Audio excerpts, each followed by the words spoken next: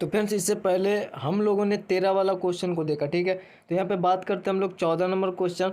P1 P2 ये दो विषम अभाज्य संख्याएं हैं। अभाज्य संख्या आपको पता है वैसी संख्या जो एक और अपने आप से कटे। विषम मतलब वो विषम होगा, अभाज्य संख्या होगा।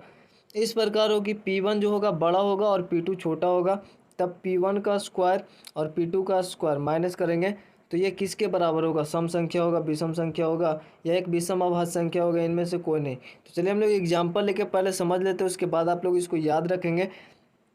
तो हम लोग एक विषम अभाज्य संख्या 3 लिए और एक विषम अभाज्य संख्या 5 लिए, ठीक है। इसमें बड़ा 5 है तो ये P1 हुआ, यानी 5 का स्क्वायर 25 होगा। इसमें से घटाएंगे 3 तिया 9 का स्क्वायर, ये P2 का स्क्वायर हुआ, ये P1 का स्क्वायर हुआ, ठीक है। P1 यहाँ पे दिख रहा है ना, तो स्क्वायर 25 में से 9 को घटाएंगे तो आपके पास 16 बचेगा, और 16 एक सम संख्या है, ठीक है। ऑप्शन नंबर ए होता है। अभी एक एग्जाम्पल है, एक एग्जाम्पल और लेते हैं।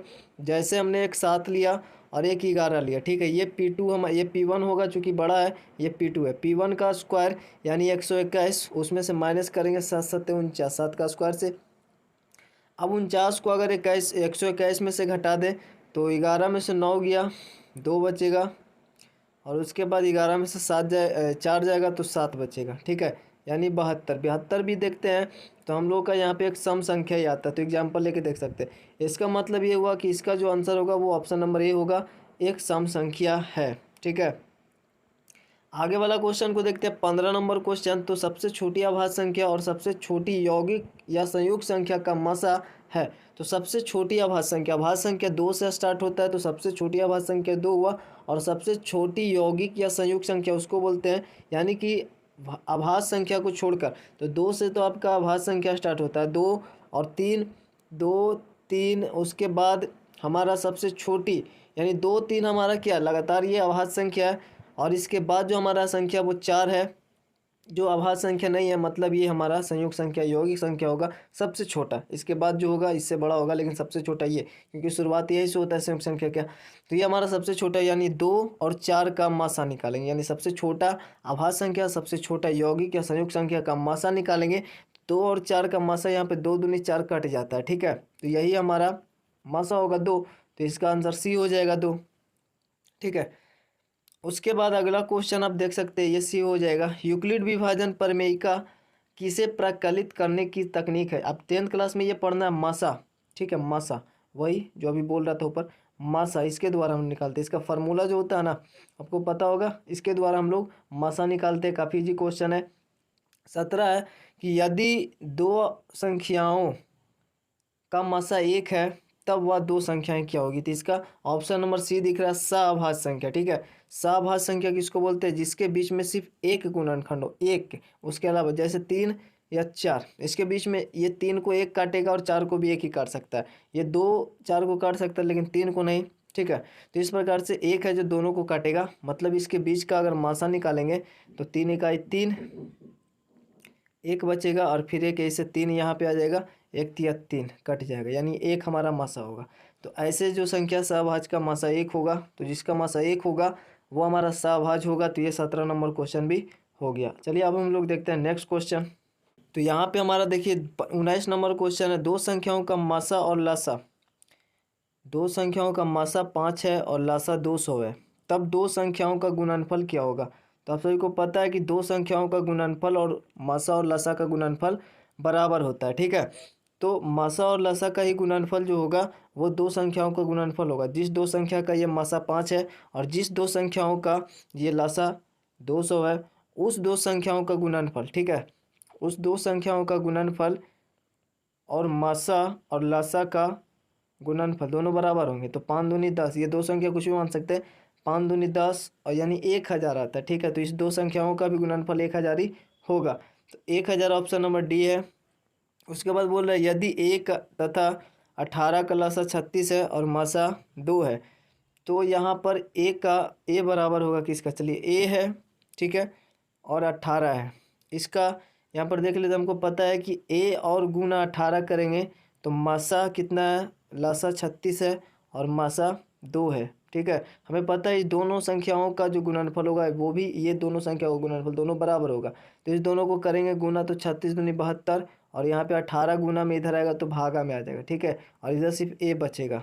ठीक, यानी 18 इधर 72 है तो इधर भी 72 लाना, 18 चौ 72 यानी ए 4 होगा, या फिर 18 चौ 72 इसको काटेंगे तो 4, ए बराबर कितना आया 4 आया। ठीक है, तो इसका हो जाएगा ऑप्शन नंबर सी, दो संख्याओं का गुणनफल लसा और मासा के गुणनफल के बराबर होता है। 21 नंबर क्वेश्चन, 196 के अभाज्य गुणनखंडों की घातों का योगफल। ठीक है, 196 के अभाज्य गुणनखंडों की घातों का योगफल निकालना है।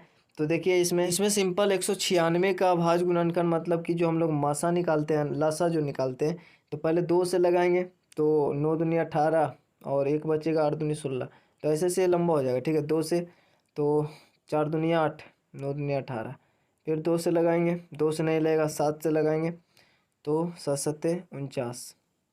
ठीक है, अब ये नहीं लगेगा, तो इसमें बोल रहे हैं अभाज्य गुणनखंड, ये हमारा 2 2 7 7 आया, इनके घातों का योगफल क्या होगा, तो इनके घातों का ये, इसकी घात 2 है और इसका भी 2 है, तो घात 2 2 कितना आता है यहाँ पर, 2 घात और 2 घात टोटली 4 है। ठीक है, तो 196 के घातों का योगफल 4 होगा ऐसे। अभी देखा हमने 196, 2 से लगाएंगे 9 दूनी 18, 8 दूनी 16, फिर 2 से लगाएंगे 4 दूनी 8, 9 दूनी 18। ठीक है, फिर 2 से नहीं लगेगा ना, 7 से लगाएंगे, 7 सत्ते 49। अब इसका पावर 2, इसका पावर 2, ठीक है, 2 के पावर 2 और गुना 7 के पावर 2, तो अभाज्य गुणनखंड यही हुआ ना, इसका घात 2 2 है तो इसका योगफल कितना हो गया 4 हो गया। ठीक है, तो ऑप्शन नंबर देख लीजिए जहाँ पर सी है।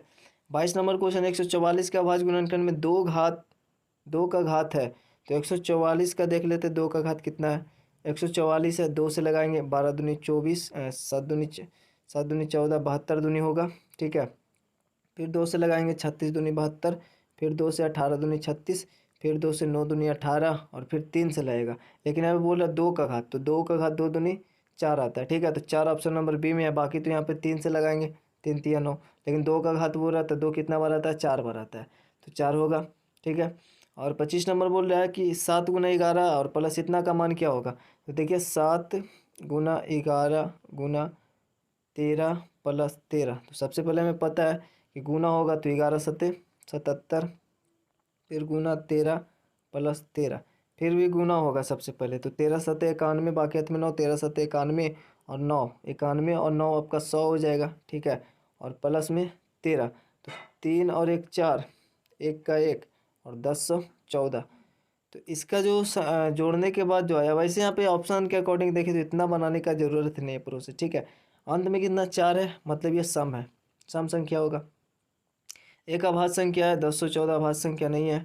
एक यौगिक है, ये यौगिक ही होगा। ठीक है, तो यौगिक होगा मतलब कि अभाज्य संख्या नहीं है, उसके अलावा जो बचता है।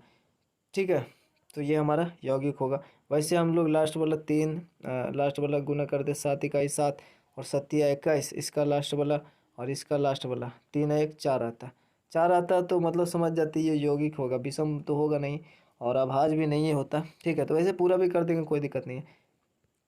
चलिए 24 नंबर है, 5 और 117 का मासा इतना है। ठीक है, 65 एम और माइनस 117 रूप में लिखा जाता है, तो एम का हमको मान निकालना है। हमको इस क्वेश्चन में यहाँ पे 5 नहीं होगा, 65 होगा। ठीक है, 65 है और 117 का मासा निकालना है। 65 को गुणनखंड तोड़ेंगे तो 13 पचे 65 और 117 को तोड़ेंगे तो 117 ही रहेगा, और 117 अगर टूटेगा 7 2 9 3 से, तो 3 तिया 9,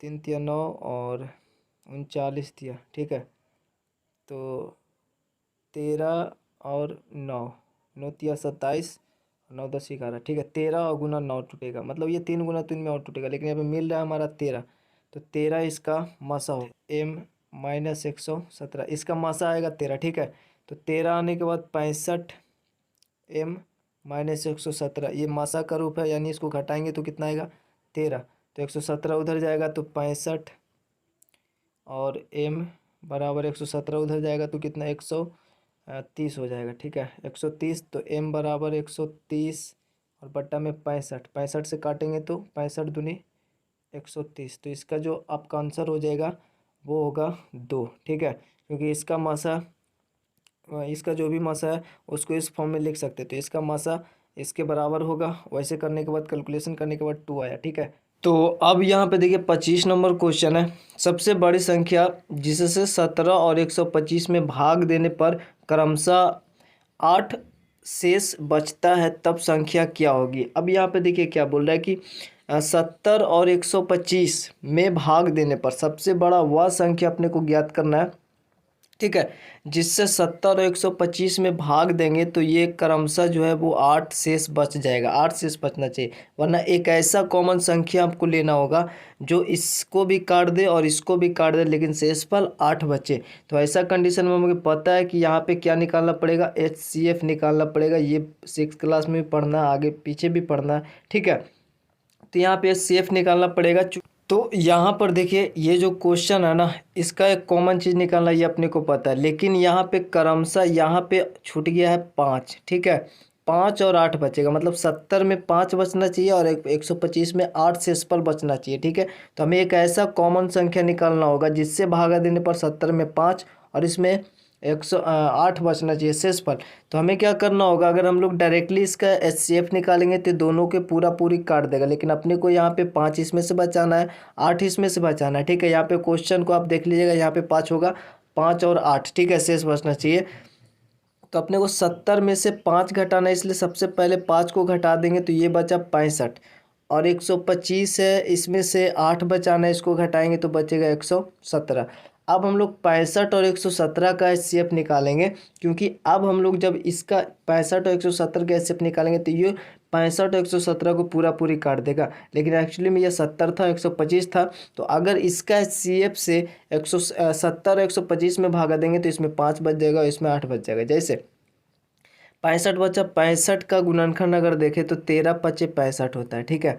और 117 का गुणनखंड अगर हम लोग देखें तो अभी हमने देखा 39 दिया, यानी 13 तिया 39, 39 तिया 117 ऐसा। लेकिन यहाँ पे मिलेगा कौन, 13 मिलेगा, यानी इसका जो HCF आया कितना आया, 13 आया। अब 13 से डिवाइड करें, 13 पचे 65 और 13 से ये भी कट जाएगा, लेकिन अगर इसमें से 13 पचे 65 तो 5 शेषफल बच जाएगा और 13 से इसमें डिवाइड करेंगे तो शेषफल 8 बचेगा। आप करके देख ले, तो इसका आंसर क्या होगा, 13। सबसे बड़ी संख्या 13 होगा, ठीक है। जो 70 से अगर 70 में डिवाइड करेंगे तो शेषफल 5 और 125 में डिवाइड करें तो 8। 26 नंबर क्वेश्चन को अगर देखें तो यहाँ पे बोल रहा है कि पाई या पाई/2 या पाई माइनस इतना जो है 22/7 1 है। तो देखिए पाई चूँकि अपरिमेय संख्या है, ठीक है। तो अपरिमेय संख्या है, उसमें अगर हम लोग अपरिमेय संख्या में किसी परिमेय संख्या से डिवाइड करें या किसी परिमेय संख्या को घटाए तो वो अपरिमेय संख्या ही रहेगा। तो इसका सिंपल सा अपरिमेय संख्या आंसर होगा, ठीक है। 27 है, ये 9th क्वेश्चन से रिलेटेड है कुछ। निम्नलिखित में से कौन अपरिमेय संख्या नहीं है। तो देखिए पाई अपरिमेय संख्या है, √7 भी अपरिमेय संख्या है क्योंकि इसका कोई वर्गमूल नहीं होता। √2 और बटा √5, ये √2 भी अपरिमेय संख्या है और √5 भी अपरिमेय संख्या है। तो इसका जो डिवाइड करके आएगा डिवाइड में तो ये अपरिमेय संख्या ही होगा। लेकिन अगर हम लोग 3 इंटू ये जो हमारा 75 है और नीचे में देखें 5 इंटू ये जो 48 है, ये हमारा अपरिमेय संख्या नहीं होगा क्योंकि 3 है और 75 को तोड़े अगर हम लोग तो 15, 25 या 75 तोड़ सकते हैं, ठीक है। ऐसे हम लोग लिख लेते हैं एक बार और, ठीक है। 3 और ऊपर 75 है, ठीक है। तो 75 है तो इसको हम लोग ऐसा लिख सकते हैं, नीचे जो है हमारे पास कितना 5 और 48 है, तो ऊपर हम लोग 3 और 25 इंटू 3, 25 इंटू 3, 25 या 75 और नीचे 5 है और यहाँ पे 48 है, 16 32 16 48, तीनों के एक ही फॉर्म में। देखिए 25 का वर्गमूल निकल जाएगा बाहर, 16 का वर्गमूल बाहर, अंदर में √3 और √3 बच जाएगा। तो ये देखिए 25 का वर्गमूल कितना होगा, 5 होगा और 3 पहले से बाहर था, 5 आया बाहर तो 5 या 15 बाहर हो जाएगा, अंदर में √3 बचेगा। बटा में ये 4 हमारा वर्गमूल आएगा बाहर, ठीक है ना, 16 का, और 5 पहले से था तो 5 24 और अंदर में √3 दोनों सेम है, कट जाएगा, यानी 15/20 क्या है, परिमेय संख्या है ना। तो ये हमारा ऑप्शन नंबर डी होगा। इसको कैलकुलेशन करेंगे तो ये परिमेय संख्या में आएगा। और 28 नंबर क्वेश्चन, निम्नलिखित में से कौन परिमेय संख्या है। तो परिमेय संख्या है, परिमेय, ये अपरिमेय है, ठीक है, ये हमारा परिमेय हो जाएगा। बाकी देखिए ये हमारा अपरिमेय संख्या, ये भी अपरिमेय संख्या, अपरिमेय में अगर परिमेय को जोड़ेंगे तो अपरिमेय संख्या। तो यहाँ पर 2 √2 है और नीचे में √2 है, तो √2 से √2 कटेगा तो बराबर 2, ठीक है, ये परिमेय संख्या होगा। उसके बाद दो अपरिमेय संख्याओं का गुणनफल होता है। दो अपरिमेय संख्याओं का गुणनफल परिमेय भी हो सकता है, अपरिमेय भी हो सकता है। हमेशा एक परिमेय नहीं होगा, हमेशा अपरिमेय नहीं होगा, क्योंकि जैसे देखिए एक हमने ये लिया अपरिमेय संख्या, उसके बाद ये भी ले लिया अपरिमेय संख्या, तो इसका क्या होगा 3 होगा, ये परिमेय संख्या है, ठीक है। या फिर यहाँ पे 2 लेता तो √6 हो जाता है, ये अपरिमेय संख्या है। तो ये परिमेय अपरिमेय हो सकता है। तो इसका ऑप्शन कभी एक इसका क्या है, कभी एक परिमेय संख्या कभी एक अपरिमेय संख्या, ठीक है, ये हो सकता है। अब डी में बोल रहा वास्तविक संख्या नहीं, तो ये भी नहीं होगा। वास्तविक संख्या नहीं कैसे, वास्तविक का मतलब परिमेय अपरिमेय दोनों, ठीक है, तो ये नहीं कैसे होगा, ये या तो परिमेय होगा या तो अपरिमेय भी हो सकता है। 30 नंबर में है कि ये जो है इसके बराबर -1 के पावर में n है प्लस और -1 के पावर में 8n बराबर 0, जबकि n है तो n क्या है वो बताना है, ठीक है। अब यहाँ पे अगर देखें बढ़िया से तो अभी आपको समझाते, जैसे 1 -1 के पावर n है, ठीक है, और प्लस -1 के पावर में 8n है और बराबर में 0 आना चाहिए। अब 0 कब आएगा, देखिए -1 के पावर में n चाहे जितना हो, ठीक है, 5 10 15 20, ये हमेशा एक ही रहेगा। इतना आपको भी पता है कि 1 के पावर में चाहे जितना हो वो हमेशा एक ही रहेगा। तो उसी प्रकार से यहाँ पर भी है, वो हमेशा एक ही रहेगा। लेकिन यहाँ पे 0 कब आएगा, जब एक माइनस में होगा और एक प्लस में होगा तब 0 आएगा, ठीक है। दोनों अगर प्लस में होगा तो 0 नहीं आएगा, 2 आएगा, लेकिन 0 आने चाहिए। इसके लिए हमें n का वैल्यू क्या होगा, तो यहाँ पे देखिए 8 है, ठीक है, तो 8 है तो n के स्थान पे सम संख्या हो या विषम संख्या हो, यहाँ पे सम आएगा। और आपको पता है कि अगर ये माइनस है और ऊपर में पावर सम है तो ये माइनस में नहीं प्लस में होगा, ठीक है, क्योंकि -1 गुना -1 अगर मान लीजिए 2 पावर में होता या 4 पावर में होता, तो अगर हम लोग 4 बार गुना करते तो माइनस माइनस प्लस और माइनस माइनस फिर से प्लस, ठीक है, तो ये सम है तो प्लस में रहेगा, ठीक है। तो इसीलिए यहाँ पे जो 8 है, अगर हम लोग समझ लें n अगर 2 भी है तो 16, 3 भी है तो 24, 4 भी है तो 32, 5 भी अगर n है तो 8 5 40, यानी हमेशा इधर सम होगा, ठीक है। तो यहाँ पे ठीक है सम होगा, लेकिन यहाँ पे n का वैल्यू कुछ भी हो इधर सम आएगा, मतलब ये प्लस में आएगा हर हाल में, ठीक है।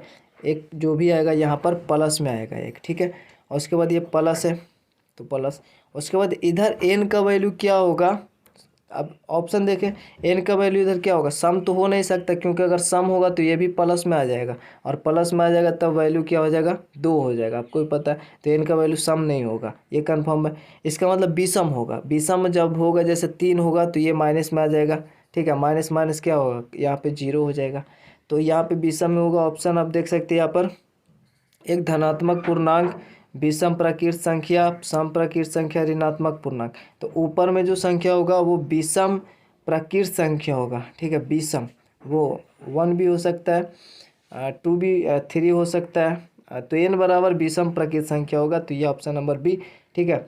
उसके बाद ये जो हमारा 31 नंबर क्वेश्चन है और ये जो हमारा 32 नंबर क्वेश्चन है, इस क्वेश्चन का लिंक नीचे डिस्क्रिप्शन में दिया होगा, ठीक है। बाकी बचा हुआ क्वेश्चन का लिंक ऐसा नाम लिखा होगा, उसके नीचे लिंक दिया होगा, आपको डिस्क्रिप्शन में इजीली मिल जाएगा, ऊपर ही होगा, ठीक है। तो इस दोनों क्वेश्चन को देख ले, काफ़ी अच्छे से वहाँ पे बताया गया है। और ये हो जाएगा 31 32 वहाँ से, ठीक है, क्योंकि ये लंबा हो जाएगा थोड़ा सा, तो इसलिए यहाँ पे जस्ट नहीं हो पाएगा। इसलिए 33 में बोल रहा है कि निम्नलिखित में से किसका दशमलव प्रसार शांत है। हमने पढ़ा था कि शांत जिसका जैसे ऊपर अंश होता है और नीचे हर होता है, तो अगर हर वालों का गुणनखंड 2 और 5 यानी 2 के पावर कुछ होगा और 5 के पावर कुछ होगा, ये अगर होगा तो वो शांत होगा। अगर इसके अलावा कुछ और होता है तो वो अशांत होगा, ठीक है। शांत का मतलब होता है कि वो कट जाए, अशांत का मतलब होता है कि नहीं कटे, ठीक है। ये सब हमने 9th क्लास में पढ़ना है।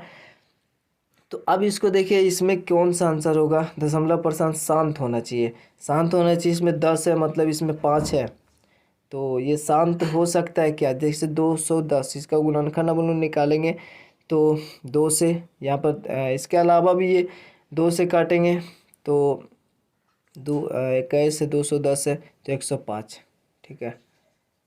फिर ये 5 से कटेगा तो 2 5 10, 21 25 75 से, फिर 3 से 3 7 21, तो यहाँ पर देख रहे हैं 2 5 के अलावा 3 7 भी आ रहा है, तो ये नहीं होगा, ठीक है, ये अशांत हो जाएगा।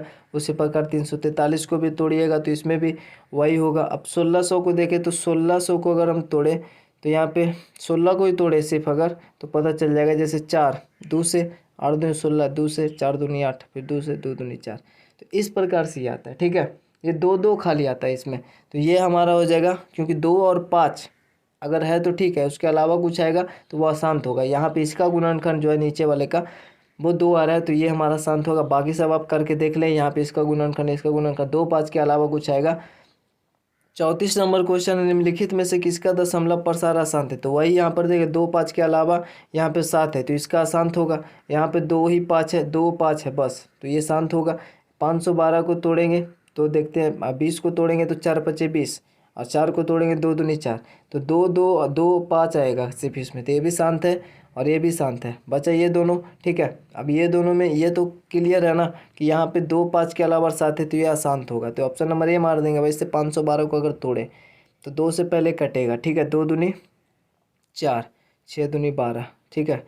206, 206 नहीं होगा, 256 होगा, ठीक है। 25 और 6, तो फिर 2 से अगर काटे तो 12 दूनी 24, 8 दूनी 16, फिर 2 से 6 दूनी 12, 4 दूनी 8, 64, फिर 2 से तो यहाँ पर 32 दूनी 64, फिर 2 से तो 16 दूनी 32, और फिर 2 से तो 8 दूनी 16, और फिर 2 से तो 4 दूनी 8, फिर 2 से तो 2 दूनी 4। तो यहाँ पे खाली 2 2 आ रहा है, ठीक है। तो इसमें सिर्फ 2 2 आ रहा है, मतलब ये हुआ कि ये हमारा शांत होगा, अशांत सिर्फ यही होगा, ठीक है। तो बस ये इजी क्वेश्चन है। और लास्ट क्वेश्चन 35 नंबर क्वेश्चन, 17/8 का दशमलव प्रसार क्या होगा? तो 8 में 17 से डिवाइड करके देख लेंगे, 8 दूनी 16 और बचेगा 1, दशमलव देंगे तो यहाँ पे 10, 8 इकाई 8, बचेगा कितना 2, फिर 0 है तो 8 दूनी 16 और बचेगा कितना 16 है तो 4 बचेगा, 0 आएगा तो 8 5 40, यानी 2.125 ये हमारा ऑप्शन नंबर ए है। और यही आपका आंसर हो जाएगा। इजिली 35 तक क्वेश्चन था। यहाँ पे हमने जो भी क्वेश्चन बताया, नंबर सिस्टम, संख्या पत्ती से या वास्तविक संख्या, जो भी क्वेश्चन यहाँ पे प्लेलिस्ट में जाकर चेकआउट कर ले, इससे ज़्यादा आपको नहीं पूछा जाएगा। उसके बाद हम लोग आगे वाले जो भी चैप्टर होगा, हम लोग बहुपद में अब आएंगे, तो उसमें जो भी क्वेश्चन है ना, जितना सब कुछ कराएंगे, और उसके बाद उसमें भी कोई दिक्कत नहीं होगा। तो वीडियो के पेंट करते मिलते हैं नेक्स्ट वीडियो में। वीडियो अच्छा लगे तो लाइक कमेंट से जरूर से करें, चैनल बनाए चलो सब्सक्राइब करके बेल आइकन को प्रेस कर दे। तब तक के लिए जय हिंद, जय भारत।